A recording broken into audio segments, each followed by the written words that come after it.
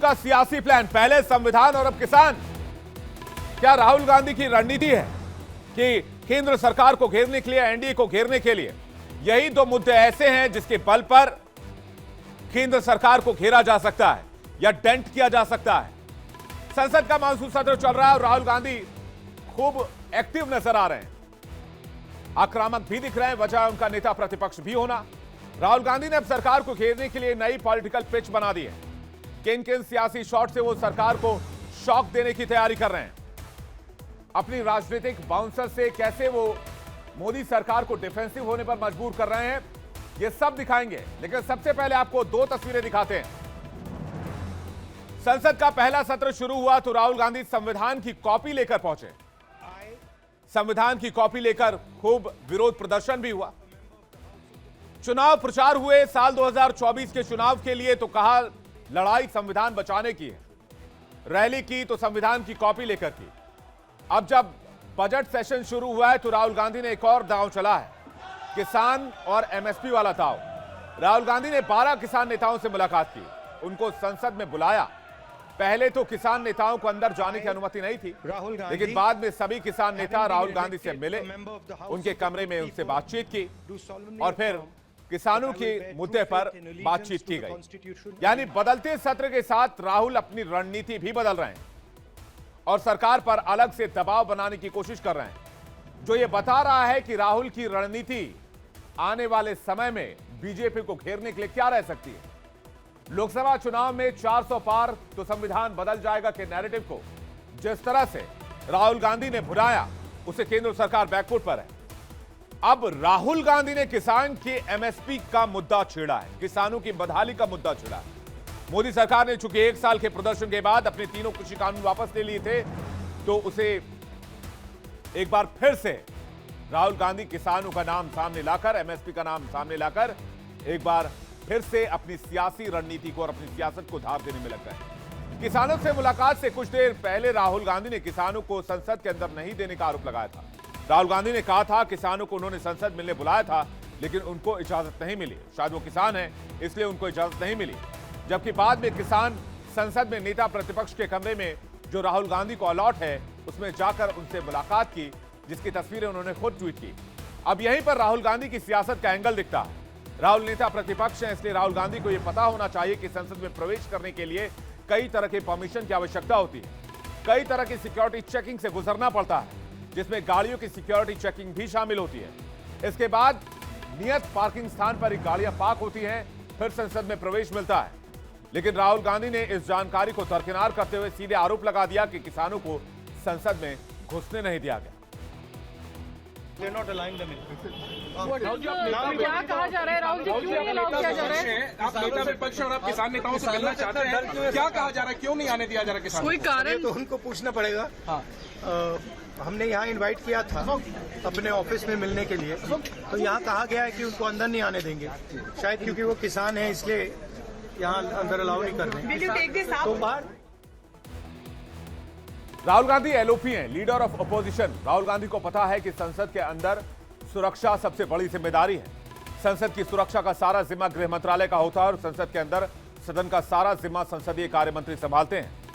अब सरकार बीजेपी की है तो किसानों के बहाने ही राहुल गांधी एक नई पिच तैयार करने में लगे हुए हैं और ये बताना चाह रहे थे किसान उनके मेहमान थे, इसलिए उनको संसद में नहीं घुसने दिया गया। नैरेटिव सेट करना चाहते हैं कि मौजूदा सरकार किसान विरोधी है, लेकिन हकीकत क्या ऐसी ही है?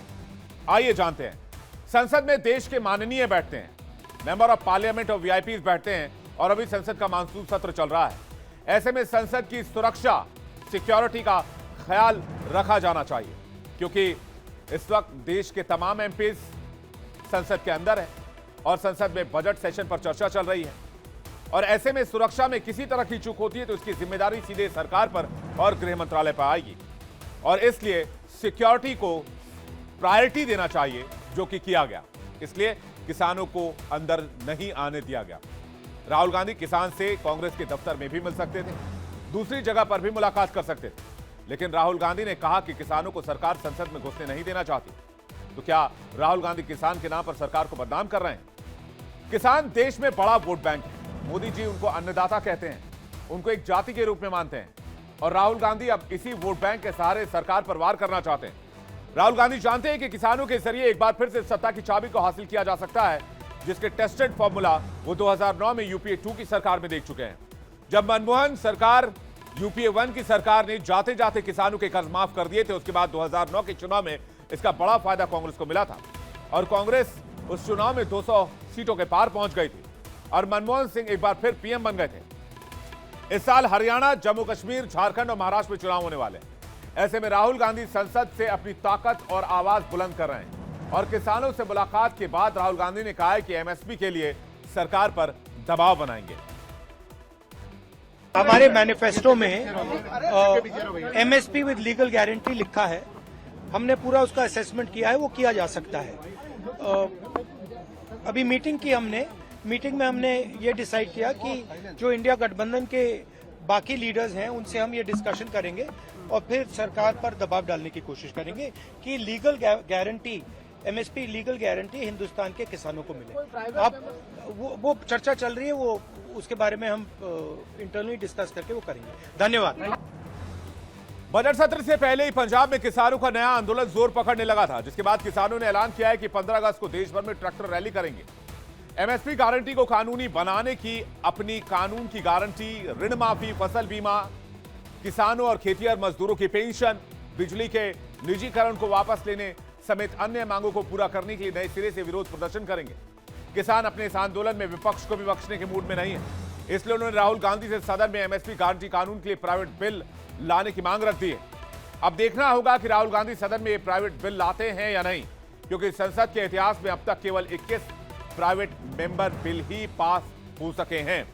राहुल गांधी ने हालांकि बाद में कहा कि किसानों को संसद में रोकने को लेकर कोई तकनीकी गड़बड़ी रही होगी, जिसे बाद में देखा जाएगा। नहीं देते हैं, क्या करें? और आपको सर यही समस्या है। आप हमेशा से किसान और यूथ की आवाज उठाते रहे, लगता है आपको कि ये एक रोकने की कोशिश की जा रही है आपकी मांग को? नहीं, टेक्निकल इशू भी हो सकता है, पता नहीं। यानी राहुल गांधी ये जानते थे कि कोई तकनीकी गड़बड़ी हो सकती थी, लेकिन उससे पहले उन्होंने सारा ठीकरा प्रधानमंत्री पर फोड़ दिया। किसानों के मुद्दे पर संसद में अखिलेश यादव ने भी आज सरकार को घेरने की कोशिश की। किसानों को एमएसपी मिले, आय दोगुनी हो, उसका रास्ता निकले, लेकिन इधर देखने को मिल रहा है समर्थन मूल्य किसान को न मिल करके जो अलायंस पार्टनर जो सरकार बचा रहे हैं उन्हें समर्थन मूल्य सरकार दे रही है। ये तो अखबारों में भी छपा है। आप पहले बेरोजगार करते हैं, बेरोजगारी बढ़ाते हैं और उसके बाद ऐसी आधी अधूरी नौकरी लाते हैं जिससे किसी नौजवान का भविष्य बनने वाला नहीं है। इंटर्नशिप के बाद क्या होगा? उनको नौकरी कौन देगा?